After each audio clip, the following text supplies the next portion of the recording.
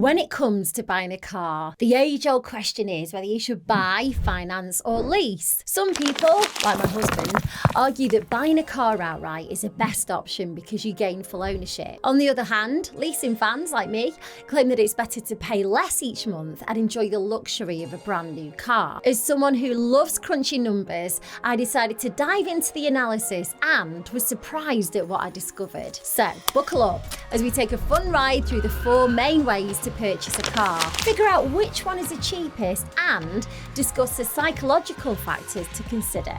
Before we dive in, let me tell you about my first ever car. It was a silver Fiat Punto and it was called Irene. I named it after my grandma because she left me some money and that's what I bought with it. Now, luckily for me, my friend Kerry owned a second-hand car room, so I got it for 500 quid. It had no power steering, it was so hard to steer, and it looked a bit worse for wear by the time I got rid of it. But it felt amazing to have the freedom to drive everywhere. The first brand new car I ever drove, I leased, and it was a Fiat 500. I totally fell in love with that car. I even chose a CD to put in on my drive off the forecourt, and it just felt amazing to drive something new after years of driving around in old cars that always broke down. I've learned loads of lessons over the years about buying a car, and I don't want you to make those costly mistakes as well. In this video, I'll discuss the 4 main ways to purchase a car and the costs associated with each method. Buying outright. You pay the full price of the car on day one and you don't have to worry about any payments or interest going forward. It's as simple as that. This is how my husband likes to buy his cars. Financing, how you purchase. You pay towards a car, borrowing the outstanding amount at a set interest rate for an agreed period. So for example, 3 years, and then make monthly repayments, and at the end of that period,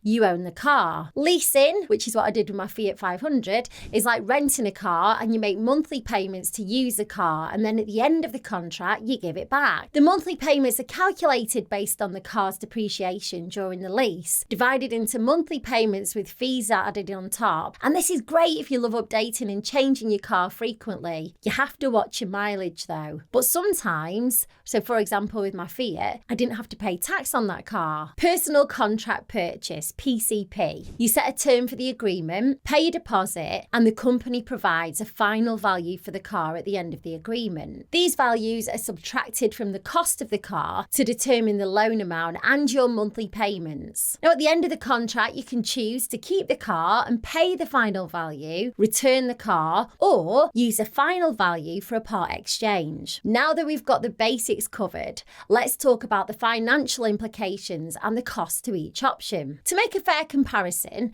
I've used an average medium-sized family car like an Audi with a 15% deposit, which is 4.5 grand, and a 3-year term. So first up, financing through hire purchase. With an interest rate of just under 11%, the monthly payments come down to £810, and the total cost at the end of the contract is just under 34 grand. If I were to sell the car for, let's say, 16 grand, it would have cost me around 17.5 grand to own the car for 3 years. Next, we have leasing. With the same deposit, the monthly payments drop to £345. To lease a car for 3 years, it would cost around 17 grand. Now let's talk about PCP, the most popular option and the one car dealerships push the most. With the same deposit and interest rate of just under 11%, the monthly payments are £453. And then if I return the car at the end of the contract, it would have cost me approximately 21 grand. If I decide to keep the car and pay the final balance of 15 grand, the total cost would be 36 grand. Lastly, let's look at buying outright for 30 grand. If we then sell the car for 16 grand, the cost of the ownership for 3 years would be the cheapest at 14 grand. However, we've got to consider the opportunity cost of locking up 30 grand in a car. If we invest the leftover amount into a one-off mortgage overpayment, it could take up to 3 or 4 years off the mortgage end date, depending on how much is left and the interest rate. Now that is pretty incredible. Or there's other opportunities that could be even more lucrative lucrative like investing or topping up your pension. Let's not forget the psychological factors at play. If you're someone who keeps cars for a long time, financing through hire purchase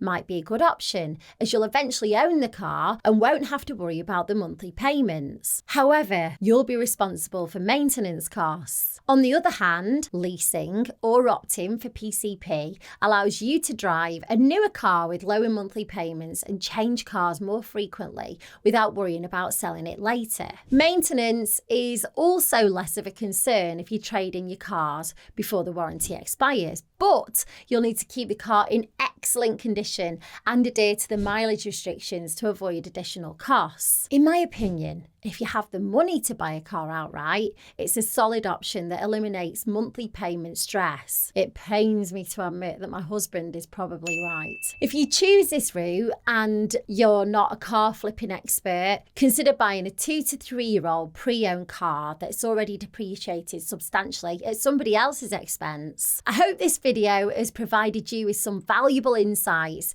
and helps you decide the best route for purchasing a car. Remember, this analysis is based on buying a car as an individual rather than through a business. If you found this video helpful, please share it and spread the word about the importance of financial education and literacy. There's not one answer that's right for everyone, so I'd also love to hear your car buying stories, whether it's about your first car, current car, or plans for your next one. Thanks for watching and see you in the next video.